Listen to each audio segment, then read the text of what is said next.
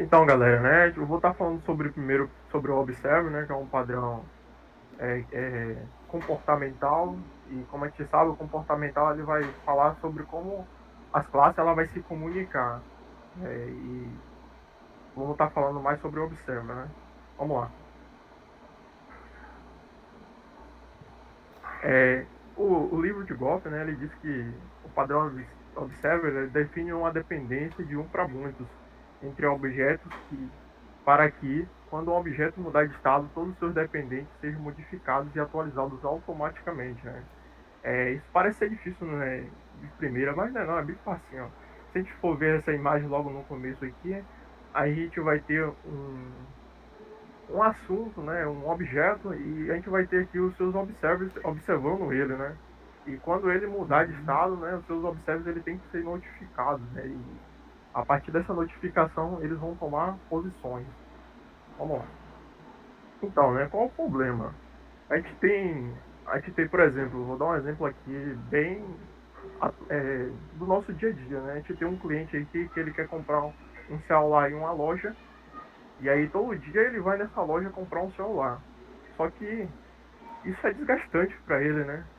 E aí a loja percebendo isso tomou a posição de enviar um e-mail toda vez que chegasse um novo celular.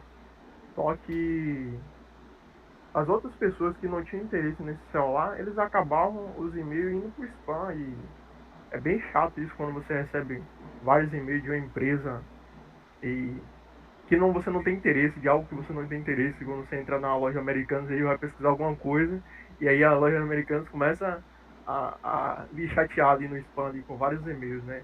Então essa abordagem não é interessante, por mais que possa alcançar o cliente, né, de alguma forma, mas essa não é uma abordagem interessante, né?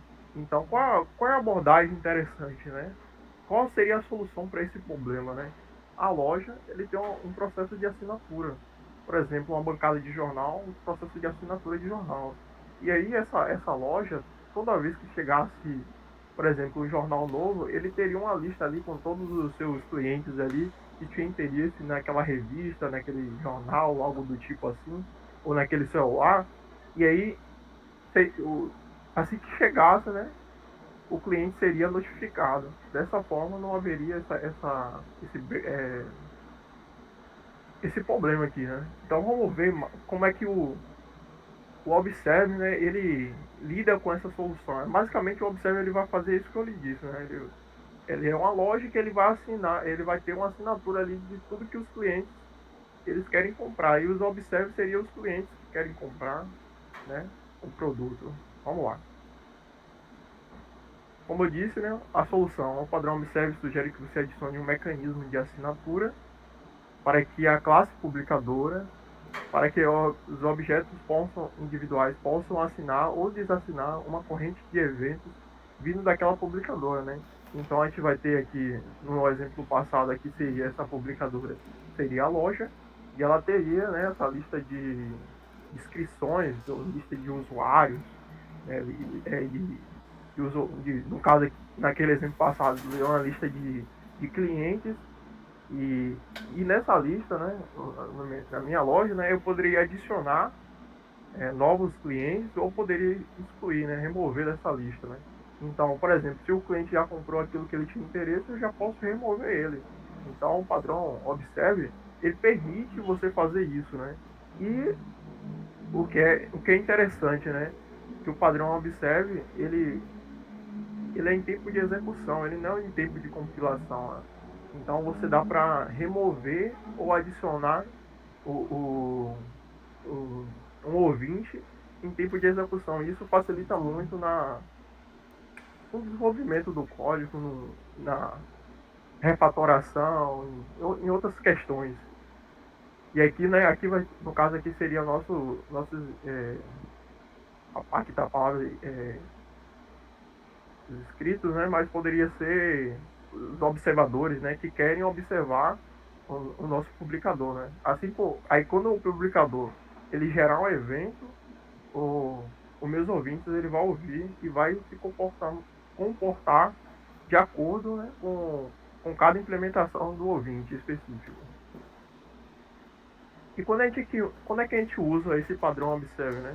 Quando, quando uma alteração em um objeto requer a alteração de outro, né? Ou, como eu disse ali, quando chegar um celular novo, ele tem que notificar a todos os clientes que assinaram aquele celular novo, por exemplo. Mas você não sabe quantos objetos precisam ser alterados e como, né? Quando a gente vai criar uma classe, né, por exemplo, a gente não sabe quantos, é, de primeira logo, quantos objetos vão consumir aquela classe, né? E o padrão observe, ele já lhe ajuda, né, isso, e aí ele já segue o princípio do aberto e fechado, né? E você não vai precisar modificar essa classe, você apenas precisa estender, né? É um dos princípios do Solid, aberto e fechado. E quando alguns objetos devem observar outros, mas apenas por um tempo limitado. Pensando agora em um serviço de banco de dados, né? E você tem ali um gerenciador de banco de dados e você tem um banco de dados que salva localmente. Ó, você tem um gerenciador de banco de dados, que vai ser o publicador, e você vai ter dois observers ali, que vai ser um banco de dados local e outro é, externo, vamos dizer assim, um local e um externo. Né? Um que vai usar o armazenamento interno do dispositivo e outro que vai usar a nuvem, um API REST, algo assim do tipo. Então, o meu gerenciador do banco de dados, né, por exemplo, como é que ele vai tratar, né, a API REST ou o banco que está na nuvem, né? Quando tiver internet, ele vai botar na lista de observadores do meu gerenciador de banco de dados, mas no momento que faltou a internet, ele tira esse banco de dados remoto, né? Então, o observador, ele trabalha dessa forma, né? E isso pode acontecer em tempo de execução. Por exemplo, sua aplicação está rodando lá, faltou a internet, você remove de salvar é, remotamente, né, no seu banco remotamente, voltou a internet, você faz todo o processo como posso dizer, de recuperação dos dados do local para o remoto. Então, é um exemplo muito usado aí. A gente vai falar mais dele mais para frente. A estrutura do Observe é basicamente isso aqui, né? Você vai ter um publicador, né? Ele também é chamado de assinante por algumas pessoas e ele vai ter uma lista, né, de inscrições, uma lista de observadores ou de inscritos, como assim possa dizer a literatura, né? E aí ele vai ter também o construtor dele, construtor não, o método para escrever novos observadores, vai ter um método para desativar esses inscritos ou observadores e vai ter isso aqui é importante, e ele vai ter um notificador de inscritos. Isso aqui é importante. Observe que essas três métodos não pode faltar quando se trata de um observador. Um método para escrever, um método para desescrever, caso for interessante para a sua aplicação, e um método para notificar os observadores. E você também pode ter é, outros métodos, né, para a lógica por exemplo, do seu gerenciador de banco de dados. E é interessante porque meus inscritos, ele deve seguir uma regra, um padrão, e esse padrão é implementado através de uma interface de inscritos. Então, por exemplo, a interface de inscritos, ele vai ter um método chamado update. E toda vez que houver uma notificação, né, ou houver uma mudança no meu objeto, né, por exemplo, eu chamar o meu gerenciador de banco de dados e chamar assim para salvar algo, né? Então ele vai notificar e essa notificação vai chamar os meus observadores através desse método update, né? Que vai atualizar o estado dos meus observadores, né? Vai notificar os meus observadores através desse método update. E observe que ele recebe como parâmetro um contexto, mas não necessariamente pode ser um contexto, pode ser um atributo que ele vai alterar ali na classe dentro dele. Depois que você tem o interface, agora você tem a classe concreta, né? A implementação concreta do meu observador, né? E aí ele vai ter que implementar o método update da interface, aí vai estar aqui, né? E aí vai ter toda a lógica dentro dele aqui, né? Toda a lógica desse observador concreto, né? E aí tem o meu cliente ele conhece os meus observadores, ele conhece também o meu gerenciador, né, o meu publicador, o meu assinante, assim posso dizer. Então vamos lá. Então essa é a estrutura básica do observador. Então, um exemplo do cotidiano, como eu já falei, né, eu vou trazer um exemplo aqui do meu dia a dia, é salvar dados em armazenamento local e externo ao mesmo tempo. Então, lá no Flutter, né, tem um package chamado Shared Preference. E esse package ele é usado muito para salvar localmente no seu dispositivo móvel. E também é usado uma plataforma chamada Azure. Ela cria uma API REST e dentro dessa API, na verdade, a intenção dela, a primária dela, é ser um banco de dados remoto. Né?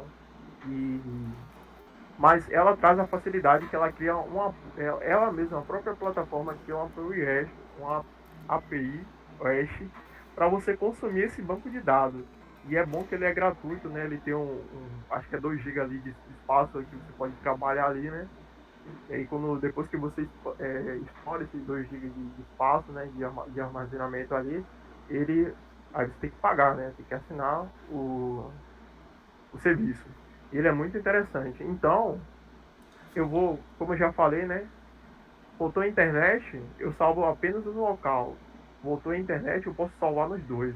Então esse é um exemplo muito usado hoje no nosso dia a dia, né? Foi um exemplo que eu vi a aplicabilidade no meu dia a dia. Bom, agora a gente vai para o exemplo prático, né? O que eu trouxe aqui para vocês.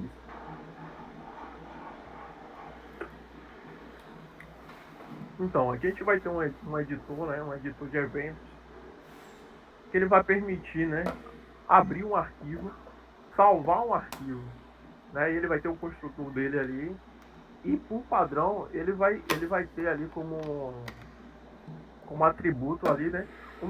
O meu publicador, o meu assinante, né? E aqui eu estou chamando ele de gerenciador de evento ou event manager, né? Você pode observar aqui. Vocês estão vendo meu mouse? Sim. Vocês estão, né? Beleza. Então, tá, sim, professor. Sim, professor. Então aqui a É gente ver o tem futuro. E tem aqui a gente tem o nosso publicador, né? O nosso assinante, né? E se você observar, ele continua com a mesma estrutura, né? Ele vai ter aqui como um atributo, né? Uma lista de assinantes, né? Ele vai ter uma lista de assinantes, né? De ouvintes ali. E ele vai ter os métodos, né? Para escrever esse observe, esse inscrito. Vai ter um método para escrever, não sei nem se essa palavra existe, né? E retirar esse inscrito, né? E se você observar, esse, essa inscrição ela vai precisar de dois parâmetros.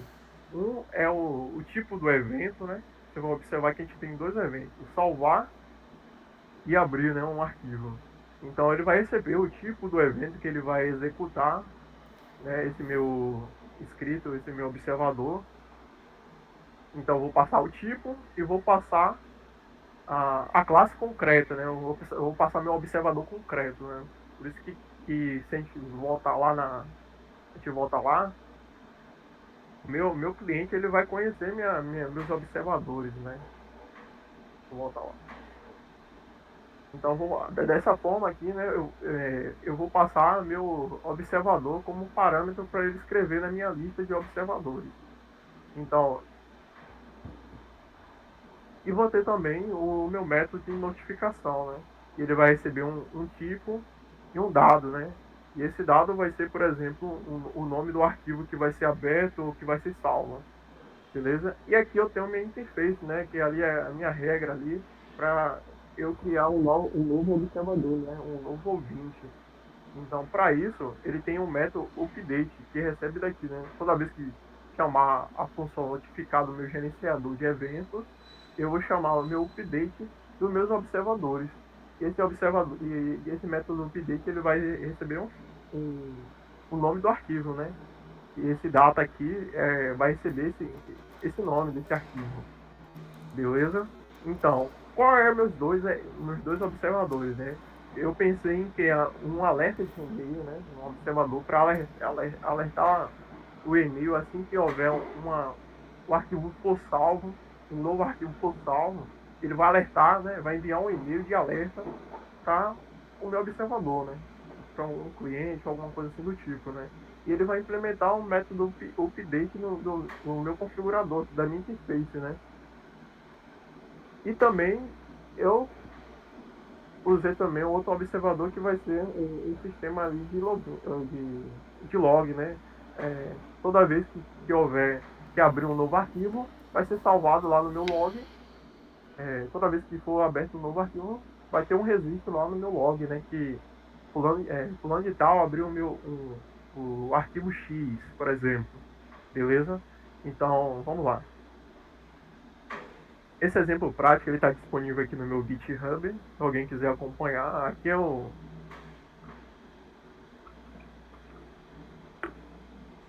método main, né? Aqui é o meu cliente aqui do meu objeto, né? Mas eu vou sair daqui, eu vou pro VS Code. Eu acho que é mais interessante a gente acompanhar aqui pelo VS Code.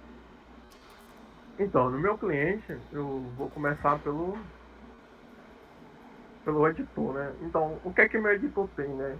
Ele tem um arquivo, né, que ele vai editar, né? Ele tem o meu gerenciador, né, de eventos, que vai ser o meu publicador, o meu assinante, né, o que assina os observadores, os inscritos. Ele vai ter, né, o construtor dele. Aí toda vez que ele for chamado, ele vai chamar a classe concreta, né, de gerenciador de manejo, né? E aqui eu tenho dois métodos, né, como eu já tinha falado.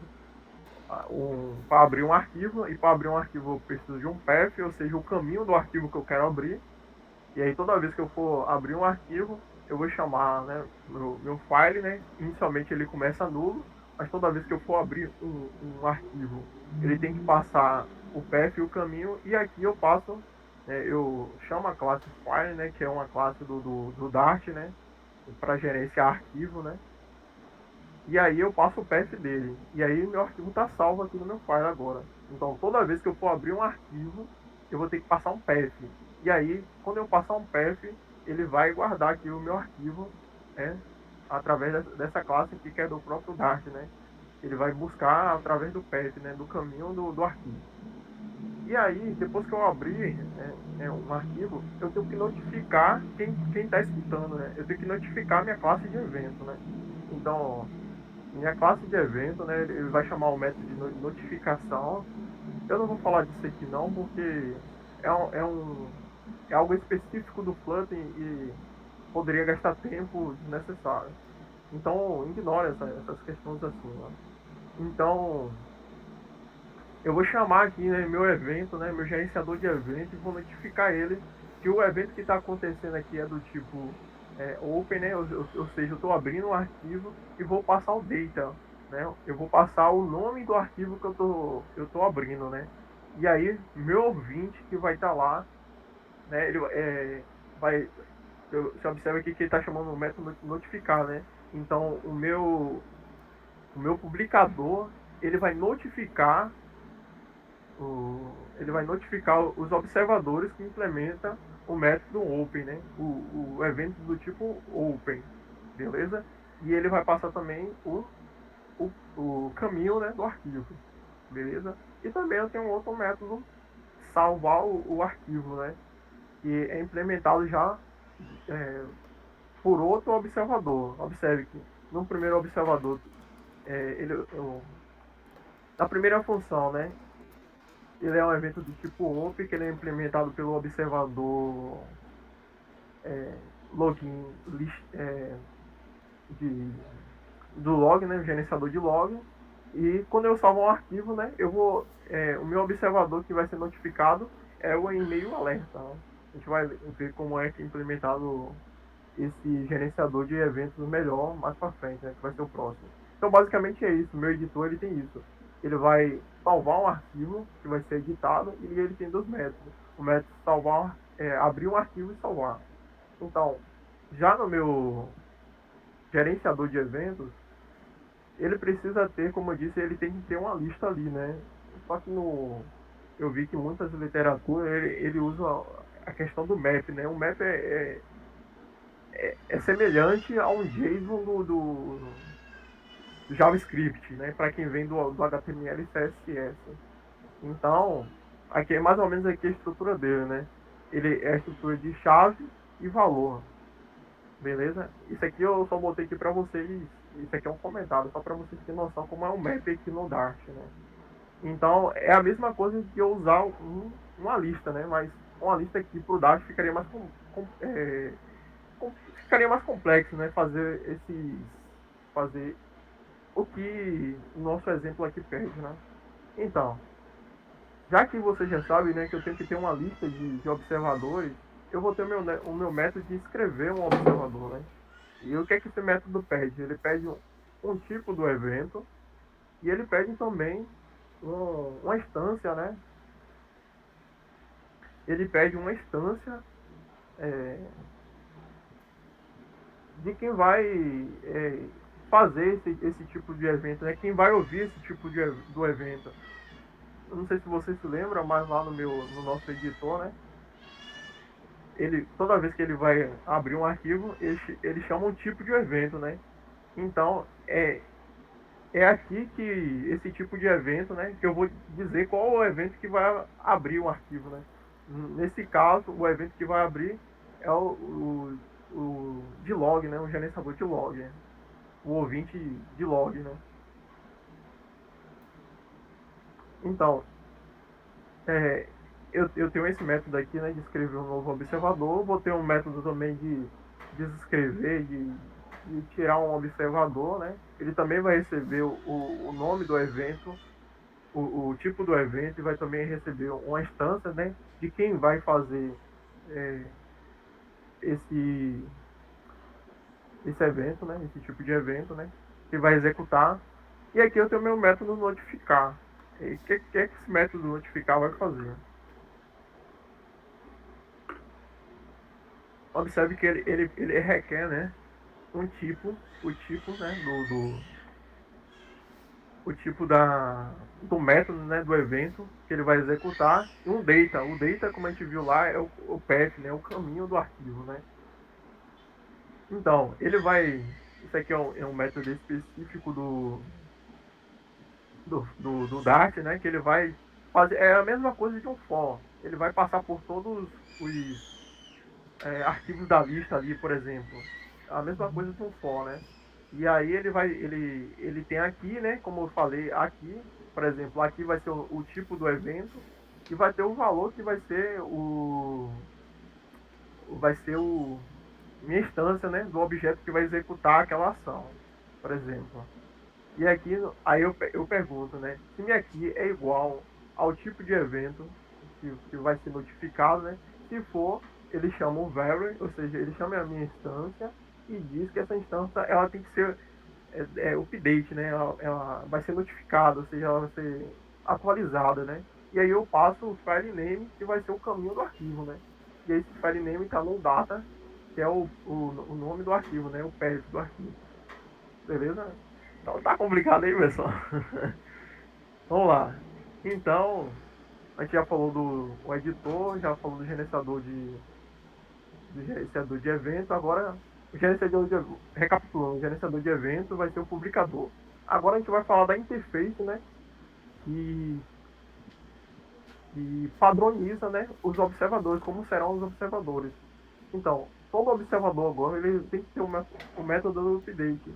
E ele requer uma string, né, um file name, ou seja, o nome do arquivo. E aqui eu tenho meus observadores, né? Eu separei até ele uma pasta aqui. Né? E vamos começar pelo log, né? Eu tenho o log sim, né? Ele tem um arquivo e ele tem uma mensagem, né? Toda vez que ele for construída, né? Você observa aqui que meu construtor ele requer o nome do arquivo e requer uma mensagem. E aí quando eu recebo o nome do arquivo, eu crio o arquivo aqui dentro do meu construtor e passo para aqui. E observe que ele também é privado, né? Os atributos estão privados. E ele requer também uma mensagem, né? Que vai ser salva lá no log, né? Então, e aqui como eu implementei a interface do meu gerenciador de eventos, né? ele requer um método update, não, eu faço um override, né? Eu sobrescrevo o método aqui. E esse método update ele recebe, como eu falei, né, o nome do arquivo. E aí eu construo aqui meu log, né? Eu construo o arquivo do meu log e, e eu printo uma mensagem aqui, né? A mensagem basicamente vai ter a mensagem que ele recebeu na construção, né? E se você observar, essa mensagem aqui, ó, que ela recebe aqui, ela tá privada, então eu não posso usar ela diretamente aqui. Então o que eu faço? Eu faço o método get que pega a mensagem mais o caminho do arquivo, né? Por exemplo, eu salvei no caminho X. E aí eu printo a mensagem e não o. Eu printo um get da mensagem, né? Que é a mensagem mais o caminho do arquivo. E não somente a mensagem. E lá no meu e-mail, né? A diferença é que agora, né? Ele vai ter diferentes atributos, né? Sempre privado, ele vai ter um e-mail para enviar, né, o e-mail. E vai ter a mensagem para enviar o corpo da mensagem, né? E aí ele vai receber, né, como um parâmetro. E aqui eu tô, como eles são privados, né, eu recebo como string normal e passo aqui para meus atributos privados. E o método update vai receber de novo um arquivo, né, o nome de um arquivo. E aqui eu notifico, né, a quem, por exemplo, o administrador, né, que um arquivo foi modificado, né, passando uma mensagem mais o nome do arquivo, beleza? Então, basicamente é isso que os dois eventos fazem. Um envia a mensagem para o e-mail e o outro salva no log, né? Se um arquivo for aberto e o e-mail só é notificado quando o arquivo é salvo, beleza? Então acho que eu já falei de todos. Eu vou falar agora do meu client, né? Como é que o client ele se comporta, né?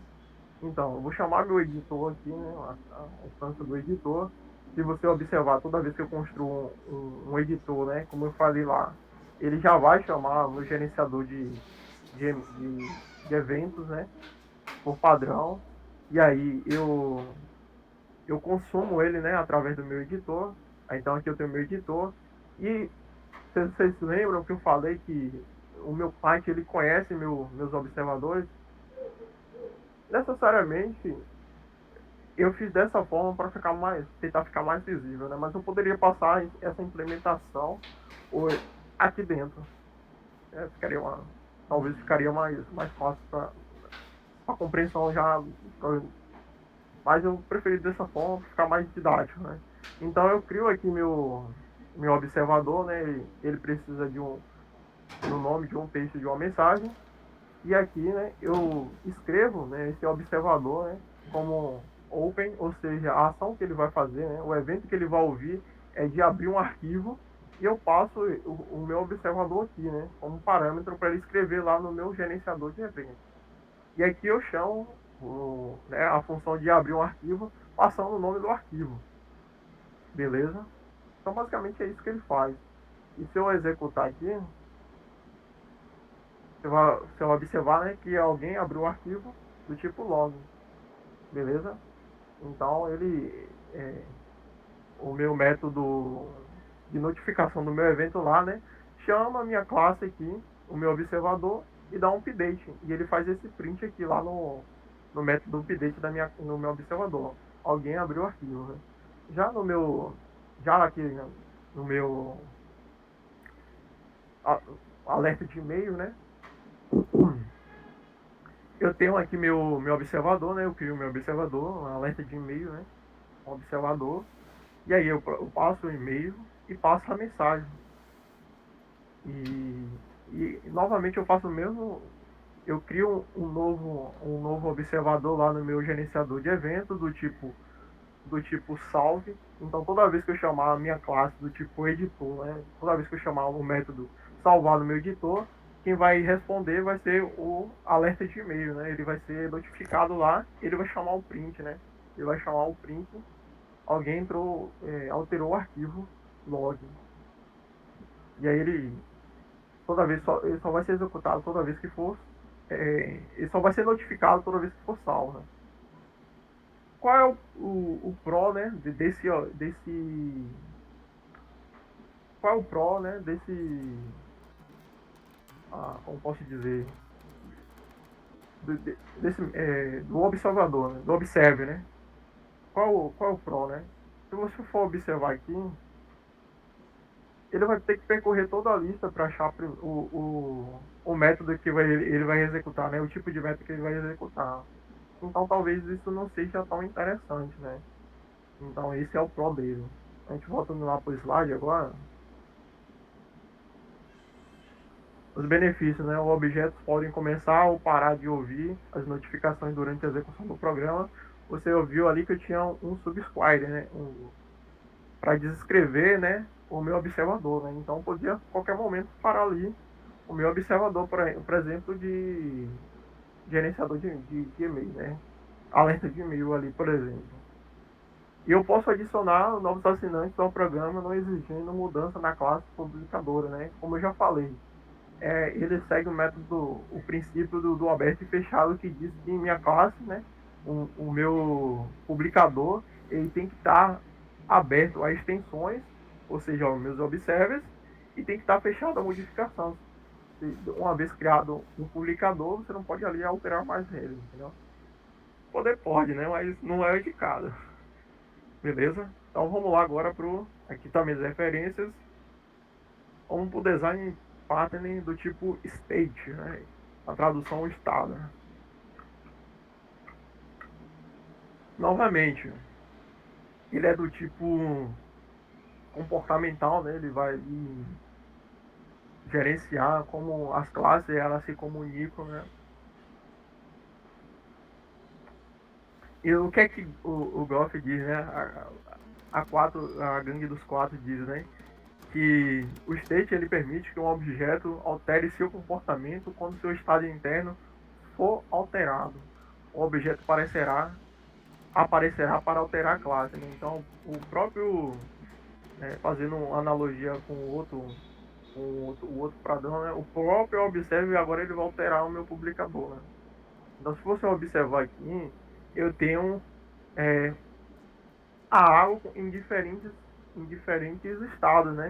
Mas ele é o mesmo objeto, porém em diferentes estados. Você vê que a água ela pode estar no estado sólido, líquido e gasoso. Porém, ele é o mesmo objeto, né? Na analogia aqui da programação, nós falamos de programação orientada a objeto, né?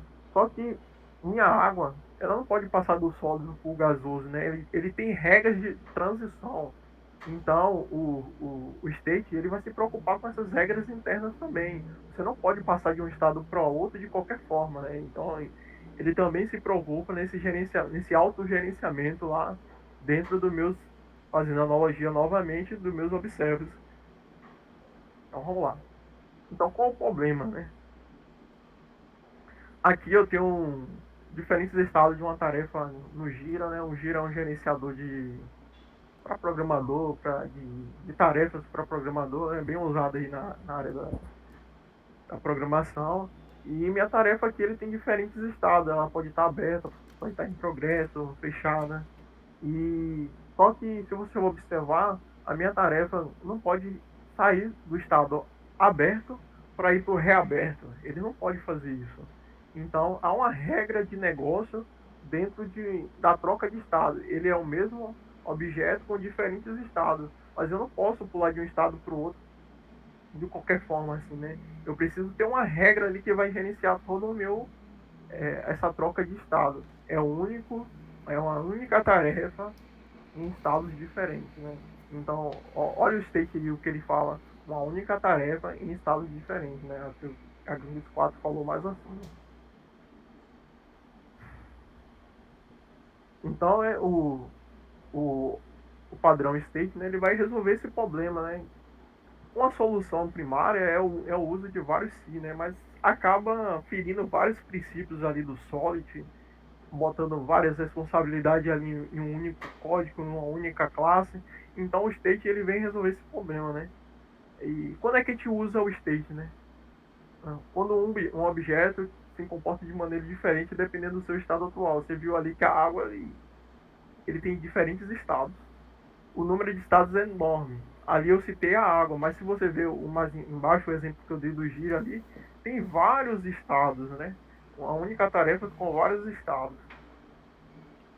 E o código específico do estado muda com frequência. Então, se você observar ali, a água do sólido pro líquido tem muita diferença, do gasoso tem muita diferença, né? Então, esse código ele está mudando com bastante frequência, né? A estrutura básica do Solid, ele vai ter um client, né? Ele vai ter um contexto, né? E esse contexto, né? Esse contexto, ele vai ser alimentado um estado, né? E para você observar, ele tem o atual estado, né, do meu objeto. Né? Vamos dizer assim, né? Vou simplificar aqui, né? Esse contexto aqui é um objeto. E aqui, esse objeto, eu tenho o estado atual desse objeto, né?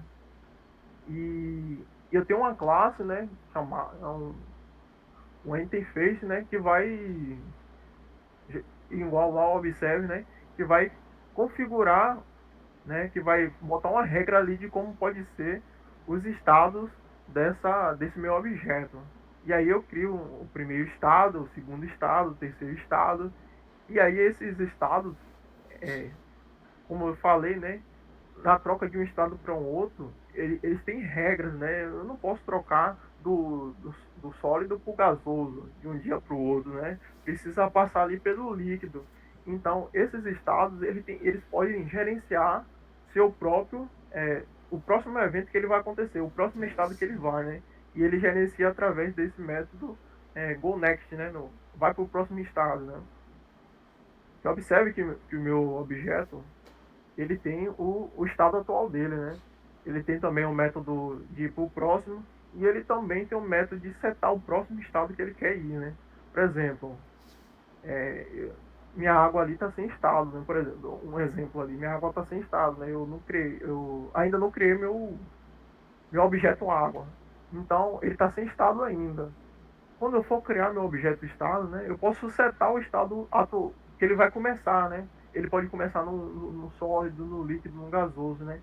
Então eu uso esse set state para setar um estado quando começar ou geralmente é para quando começa ou quando eu bem querer, né? Mas sempre seguindo a, a ordem de transição de estado, né? Eu não posso ferir essa ordem de transição de estado. Como você observando aqui, ele recebe, né, o contexto, né? Ou seja, ele recebe a instância do meu objeto.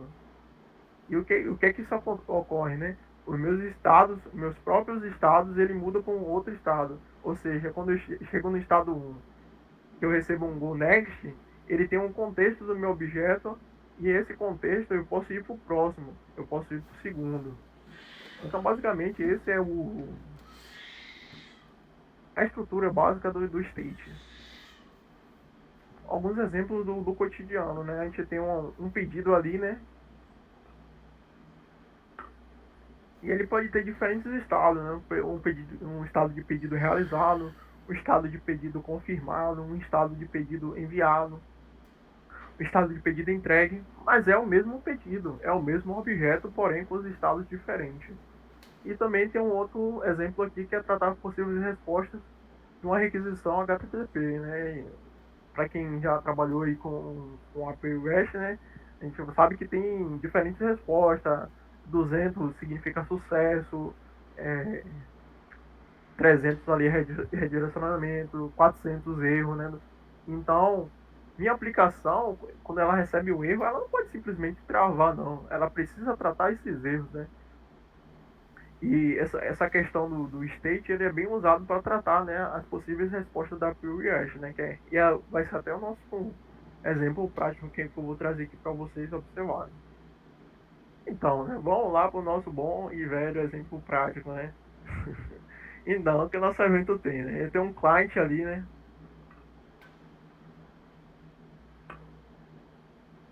Só contextualizando, né? Porque o nosso exemplo prático ele vai fazer, né? Ele vai tratar as possíveis respostas de uma API fake, né? Que eu criei ali, né? com Dash, uma API fake, né? Voltando lá, né, naquele estado aqui, né? Como eu vou tratar as respostas do HTTP, por exemplo, né? E aí eu vou ter o meu cliente aqui, né? Então, inicialmente, eu vou ter ali meu controlador de estado e vocês podem ignorar esses três primeiros atributos, que ele é próprio do Dart, né? Ele é os strings, né, ali do Dart, né? Os fluxos de dados, né? Que eu vou usar no meu cliente, né?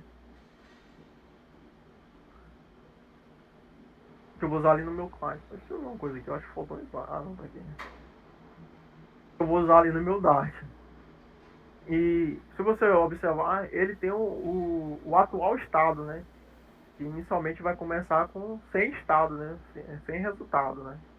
E ele também tem a, meu construtor da classe, ele vai ter o para setar o estado, né? Um método para setar o estado.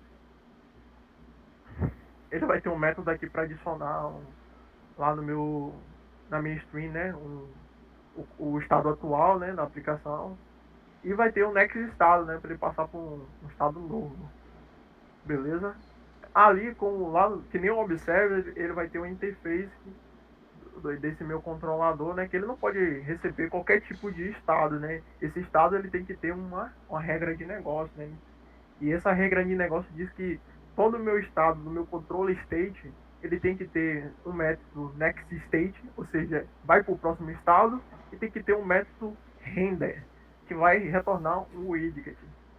O meu next state vai retornar um future, né? Ele recebe o contexto, né? Ele recebe a instância do meu controlador, né? Para trocar de estado.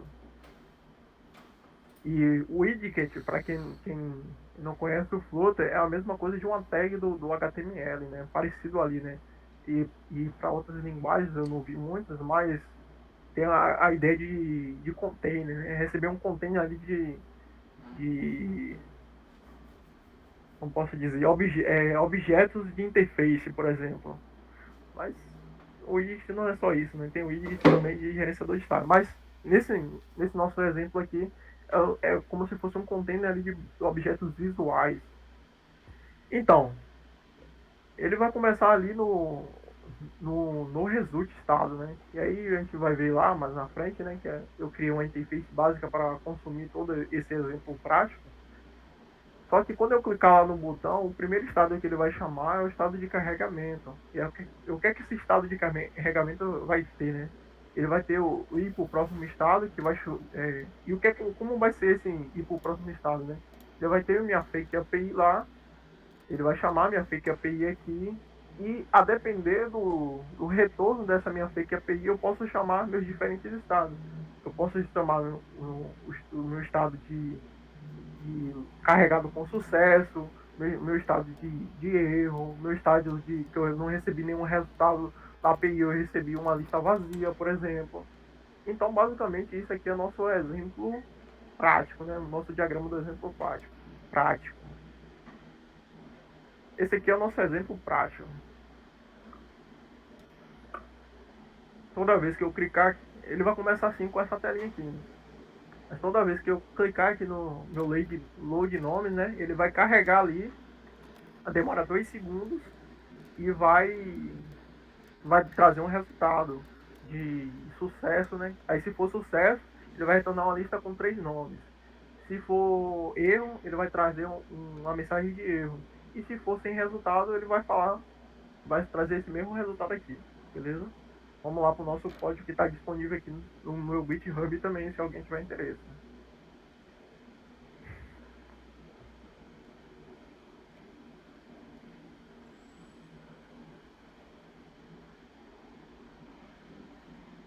Vamos começar com o meu controlador aqui, né?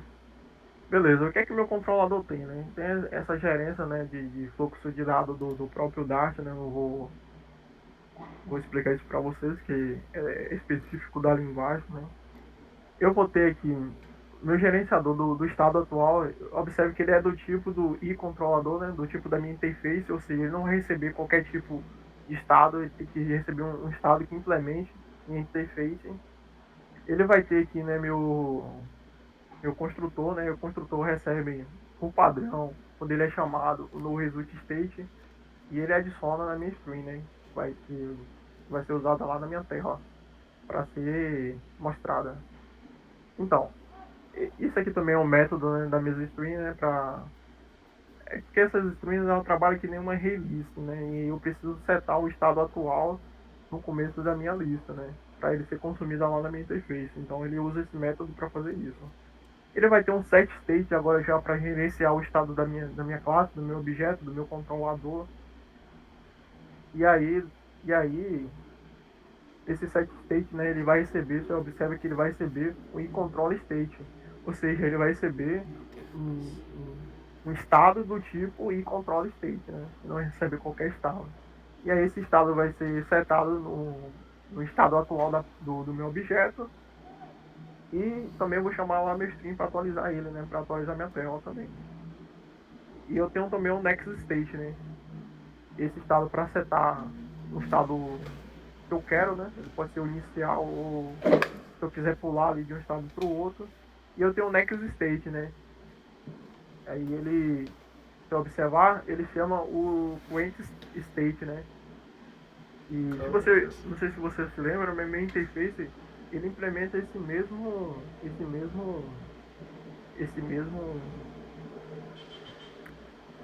método, né? E aí eu passo minha instância do meu controller, né? Eu passo a instância do meu objeto, né? Para ele fazer lá a mudança do estado, beleza? Então o próprio objeto lá ele faz a mudança do estado. Aí se for load, né? Ele vai para o próximo estado para ele não ficar ali carregando a vida toda. Beleza.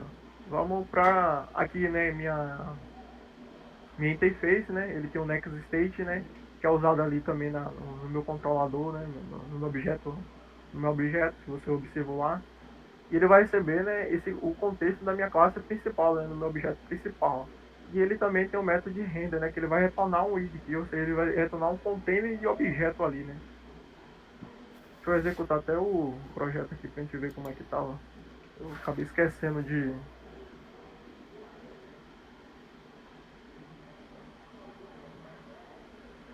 Pronto, ele tá buildando aqui na. Pronto. Então aqui eu tenho a interface, né? E agora eu vou ver os meus estados, meus possíveis estados, né? Tem o estado de erro, que implementa a minha interface, né? E aí minha interface diz que ele tem que ter um next estado. Então quando ele está no estado de erro, né? O próximo estado dele é o meu load, né? Ele voltar para carregar novamente.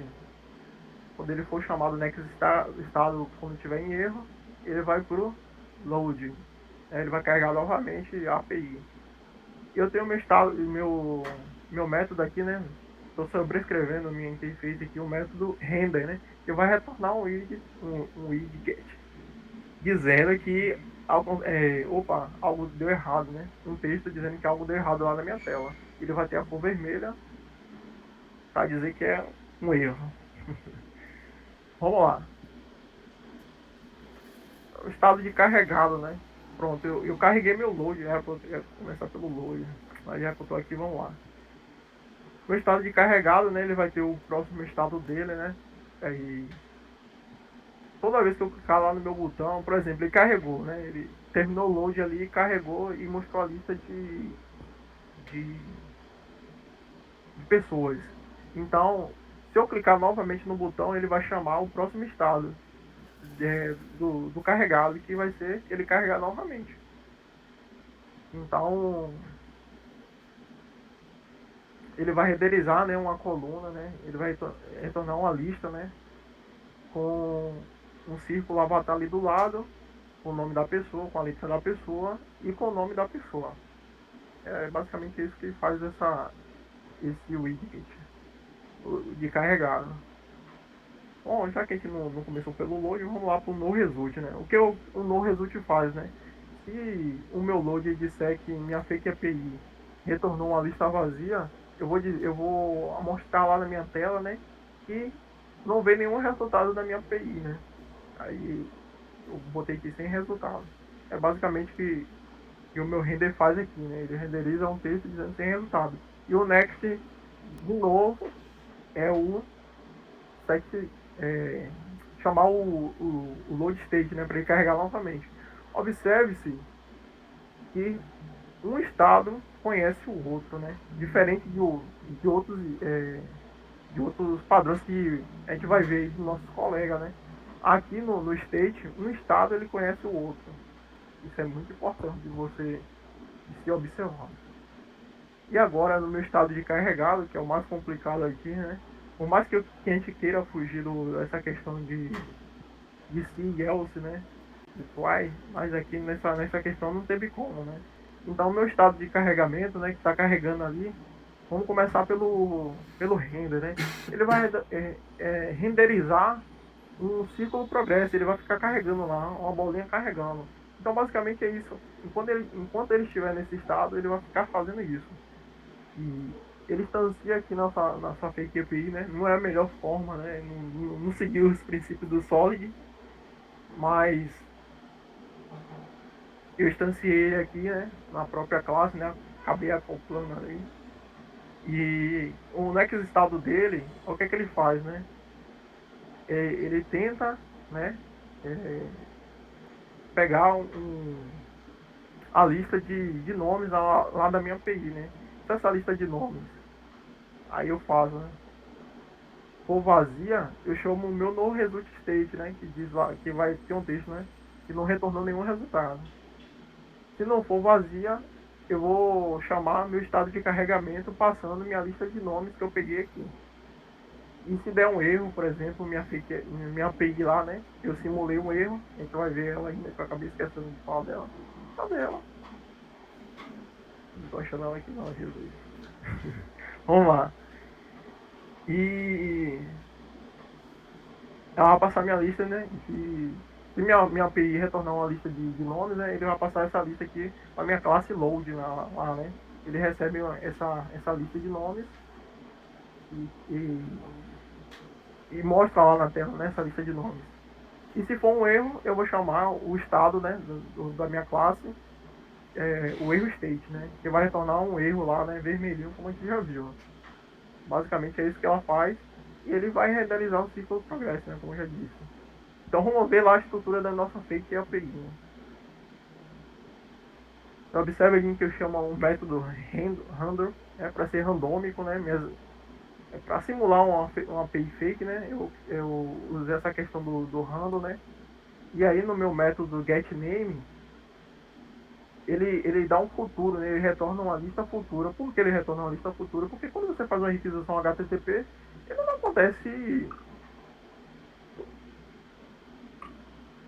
logo, né? Não acontece em tempo de execução. Ele precisa de um tempo ali, né? E essa questão aí eu fiz aqui o meu futuro, né? Eu botei um delay de 2 segundos para ele ficar carregando ali o load. Pronto. Aí eu pergunto, né? Eu faço, eu simulo possíveis respostas, né? Aí se for true aqui, ele retorna, né? Minha lista randômica de names, né? Mas se for falso, ele retorna um erro. Ou seja, aqui eu já simulo, né? Um possível erro da minha API. Se for verdadeiro, isso aqui é randômico, gente. Aqui pode ser true ou falso, né? Mas nessa questão aqui, se for verdadeiro, ele vai retornar vou chamar minha get random names, que vai retornar uma lista. E se for falso, ele vai retornar um erro, né? Meu load lá vai chamar o estado de erro. Mas se for verdadeiro, ele vai chamar essa função. E essa função está aqui embaixo, né? É o get random names. Esse get random names, o que é que ele faz, né? Ele retorna ou uma lista vazia e uma lista vazia. De novo, eu faço um teste randômico aqui, pode ser sim ou falso, ou true ou falso. E se for falso, se for verdadeiro, ele retorna uma lista vazia. E se for falso, ele retorna uma lista de nomes. E agora vamos para a melhor parte que eu mais gosto, que é a interface, né? Vamos lá. Ele inicialmente, como eu disse lá, ele começa com o estado de sem resultado. E aí quando eu clico, ele vai esperar 2 segundos e minha API aqui retornou, né? E minha API fake retornou que deu um erro, né? Deixa eu carregar novamente. Tomara que não dê erro novamente. Aí deu erro. Só porque eu tô testando. Aí ele retornou sem result, ou seja, retornou uma lista vazia. Ora, era pra botar um segundo só, velho. Aqui ele retornou minha lista de nomes.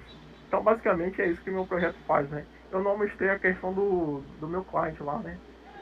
Que é a questão de muito do Flutter, né? Do framework. Não sei se é necessário, professor, mostrar aqui como é implementado Cadê, bicho? Deixa eu voltar aqui. o meu interface. Não. Não é necessário não, né? Beleza.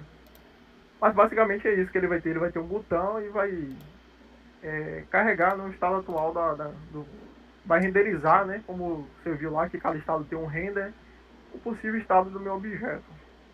Então é isso, eu acho que eu peguei um tempo do caramba aí, né? Então, os benefícios, adicionar novos estados com mais facilidade, né? Ou seja, se eu for botar um novo estado ali, é bem mais fácil do que eu estar mexendo ali com se e else, é só implementar a interface ali, né? E botar as regras de negócio. E eu uso também o princípio da responsabilidade única, porque cada estado tem uma responsabilidade, né? Tem uma única responsabilidade ali. E o princípio do aberto e fechado, que você observa que o meu objeto ali, né? No meu contexto principal ali, ele não muda, ele é aquilo ali. O que muda é eu botar novos estados nele, né? E basicamente essa é a minha apresentação. Espero que vocês tenham entendido o Observe e o State.